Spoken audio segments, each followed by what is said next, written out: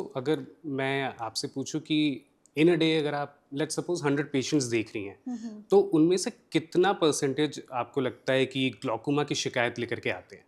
I would say may be around 10 to 15% of patients. तो एक होता है कि ग्लॉकोमा ऑलरेडी स्टैब्लिश्ड है, दूसरा होता है कि हमें डाउट है क्या पेशेंट को ग्लॉकोमा है तो नहीं। So we call those patients as either glaucoma suspects और डिस्क सस्पेक्ट्स। मीन्स कि हमें उनकी ऑप्टिक नर्व या ऑप्टिक जो डिस्क है वो देख के डाउट होता है कि क्या इनको ग्लॉकोमा की मेडिकेशंस की ज़रूरत है।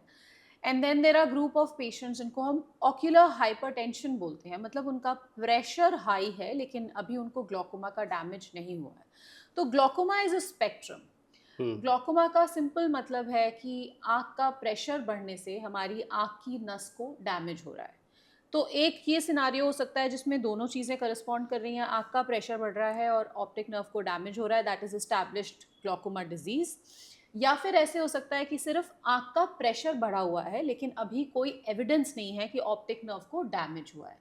These are called as ocular hypertension. This is the subset of patients. So we need to monitor them and see and decide whether we need to lower this pressure.